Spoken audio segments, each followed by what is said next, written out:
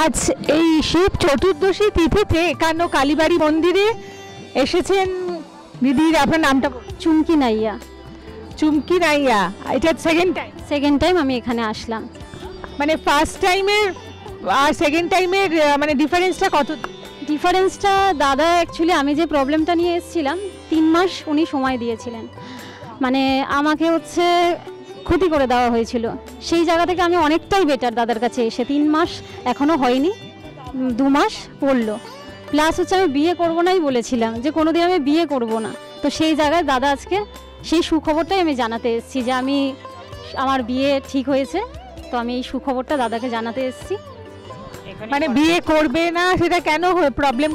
প্রবলেমটা আমার লাইফে আগে একটা ঘটনা ঘটে গেছিলো, তো আমি ভেবেছিলাম আমি কোনোদিন বিয়েই করব না। তো দাদা বলেছিল একদিন তুই আমার কাছে এসে বলবি যে দাদা আমি বিয়ে করব। তো সেই সুখবরটা আজকে আমি দাদাকে জানাতে এসেছি। সেই যে সংকটটা বা সেই যে ব্যাপারটা ছিল মানসিক একটা খারাপ লাগা, সেটা এখন কেটে গেছে? সেটা এখন কেটে গেছে, সেটা আমার অনেকটাই কেটে গেছে। আর আমি আরও অনেক কারণে আমি এসেছি, তো সেইগুলো আশা করি মায়ের আশীর্বাদে হবে। আর এই যে কেটে গেছে তার জন্য কি অনেক কিছু করতে হয়েছে?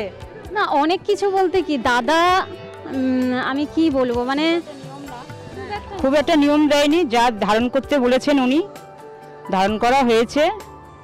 একটা আমি 2টো কাজের জন্য 3টে কাজের জন্য এসেছি, তা আমার একটা মেয়েরটা আমার হয়েছে।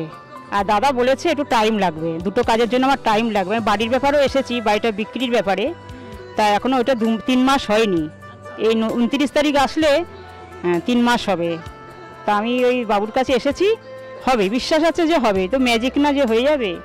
তা আমি যে চাই যে যারা দেখছে তারা যেন আসে বাবুর কাছে। আমার ছেলের বয়সীও, তো আমি দাদা তো বলতে পারি না, মানে ভগবানের থেকেও বড় আমার মেয়েকে, মানে একদম।